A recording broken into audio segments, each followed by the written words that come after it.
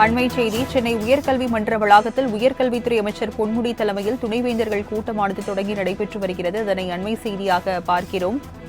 விவரங்களை செய்தியாளர் செலினா வழங்க கேட்கலாம்.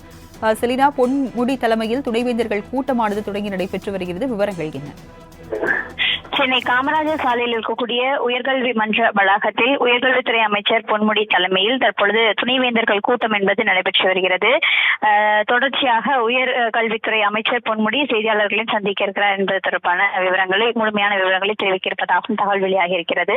குறிப்பாக மாநில அரசின் கட்டுப்பாட்டின் கீழ் இருக்கும் பல்கலைக்கழக துணைவேந்தர்கள் அனைவரும் பங்கேற்க இருப்பதாக தெரிவித்திருந்தார்கள். ஆனால் 9 துணைவேந்தர்கள் தற்பொழுது இந்த ஆலோசனை கூட்டத்தில் பங்கேற்ற இருக்கிறார்கள். குறிப்பாக ஏற்கனவே துணைவேந்தர்கள் நியமனத்தில் பல்வேறு பிரச்சனைகள் என்பது எழுந்து வருகிறது. துணைவேந்தர்களை தமிழக அரசே நியமனம் செய்ய வேண்டும் உள்ளிட்ட கோரிக்கைகள் என்பது தொடர்ச்சியாக முன்வைக்கப்பட்டிருக்கக்கூடிய நிலையில் தற்பொழுது இந்த துணைவேந்தர்கள் நியமனம் தொடர்பாகவும் அதே போல பல்வேறு பல்கலைக்கழகங்களில் துணைவேந்தர் இல்லாத நிலைதான் தற்போது வரையிலும் நீடித்து வருகிறது. இந்த நிலையில் துணைவேந்தர்களின் கூட்டம் என்பது அமைச்சர் பொன்முடி தலைமையில் நடைபெற்று வருகிறது. மேலும் சென்னை அண்ணா பல்கலைக்கழகத்தின் துணைவேந்தர் பதவிக்காலம் என்பது நிறைவு பெற இருக்கக்கூடிய நிலையில் அவரின் பதவிக்காலம் தொடர்பாகவும் அடுத்த கட்டமாக யாரை அந்த பதவிக்கு நியமனம் செய்வது தொடர்பான கோரிக்கைகள் என்பது முன்வைக்கப்பட இருப்பதாகவும் தற்போது தகவல் என்பது வெளியாகி இருக்கிறது.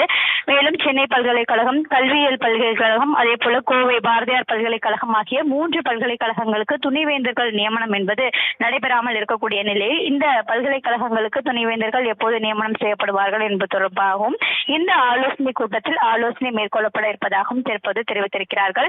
மொத்தமாக சென்னை பல்கலைக்கழகம், அதே போல திருச்சி பாரதிதாசன் பல்கலைக்கழகம், திருநெல்வேலி மனோன்மணியம் சுந்தரனார் பல்கலைக்கழகம், சேலம் பெரியார் பல்கலைக்கழகம், சிதம்பரம் அண்ணாமலை பல்கலைக்கழகம், காரைக்குடி அழகப்பா பல்கலைக்கழகம் உட்பட 9 பல்கலைக்கழகங்களின் துணைவேந்தர்கள் இந்த ஆலோசனை கூட்டத்தில் பங்கேற்று இருக்கிறார்கள்.